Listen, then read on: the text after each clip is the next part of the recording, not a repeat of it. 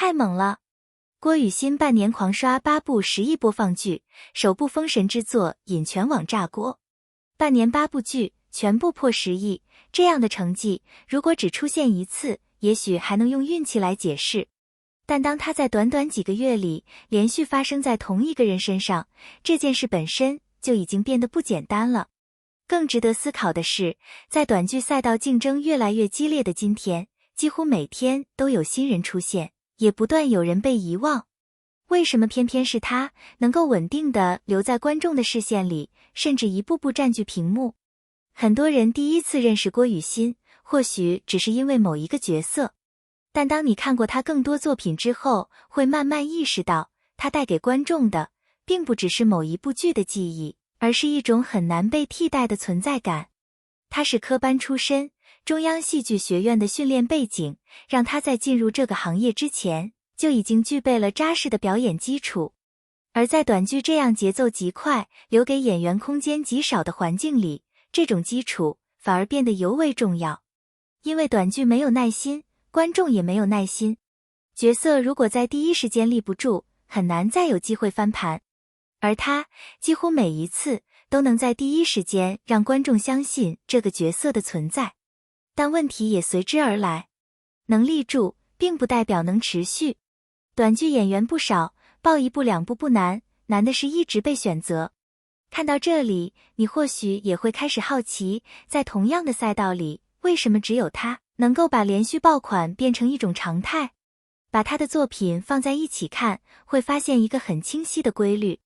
他从不依赖某一种类型，而是不断在不同角色之间切换。先看最容易打动人的情绪类角色，盛夏芬德拉里的白青梅，表面上看起来独立、冷静，甚至带着一点距离感。但随着剧情推进，你会慢慢发现，他的内心其实非常敏感，对亲密关系充满不安。那场被很多人反复提及的浴室戏，并没有撕心裂肺的情绪爆发，没有大哭，没有夸张的动作，甚至连声音都很轻。眼泪只是安静地流下来，但那种压抑的情绪却让人几乎无法忽视。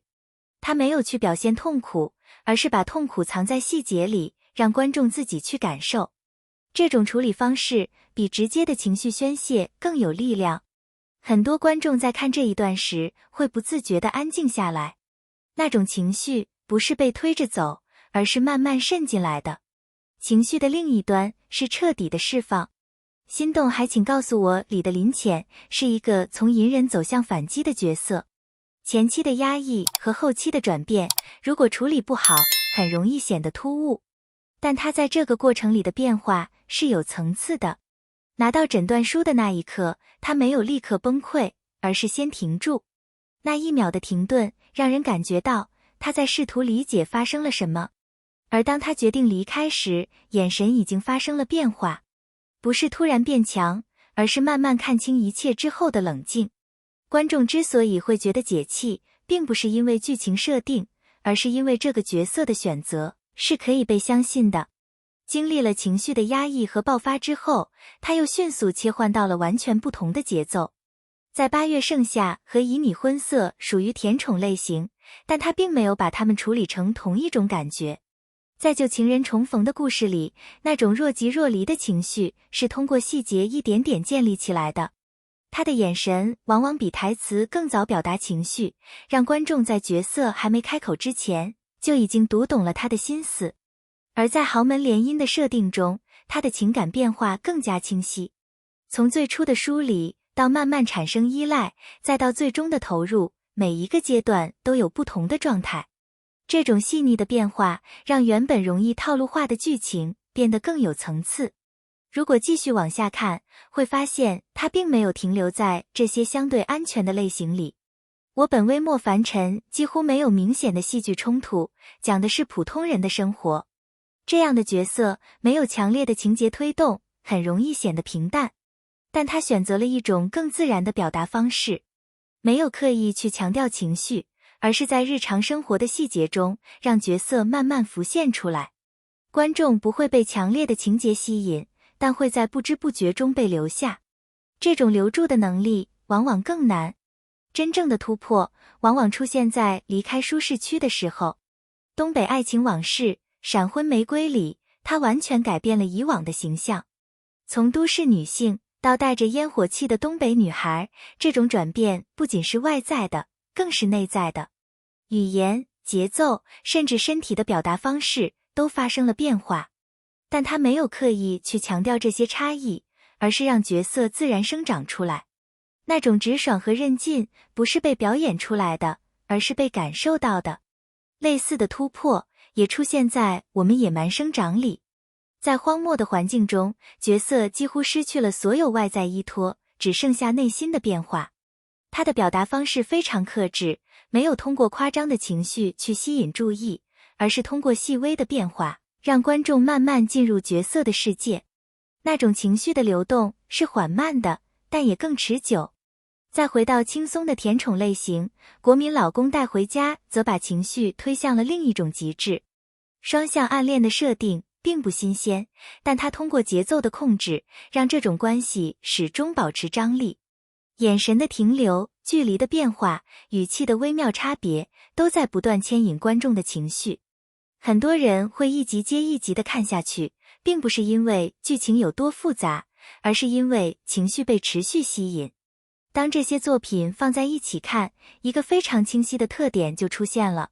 它的优势并不在于某一种类型，而在于几乎没有类型限制。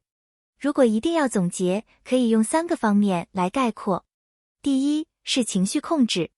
无论是压抑还是爆发，它都能找到最合适的表达方式，而不是简单的放大情绪。第二，是真实感。他的表演很少让人意识到这是在演，很多细节更像是生活本身。第三，是可塑性。从不同类型的角色之间切换，他能够保持每一个角色的独立性，而不会互相影响。这3点叠加在一起，让他具备了一种难得的稳定性。而这种稳定，在整个短剧行业中其实是非常稀缺的。很多演员会在某一类角色中表现突出，但一旦换一个方向，就很难维持同样的效果。而观众的注意力又在不断变化，所以当一个演员能够不断切换，又始终保持成立，这种能力本身就成为了一种竞争力。也正因为如此，他的爆发看起来更像是一种积累的结果，而不是偶然。或许这也是短剧行业正在发生的变化。从依赖单一爆款到更看重持续输出，从短期热度到逐渐建立长期信任。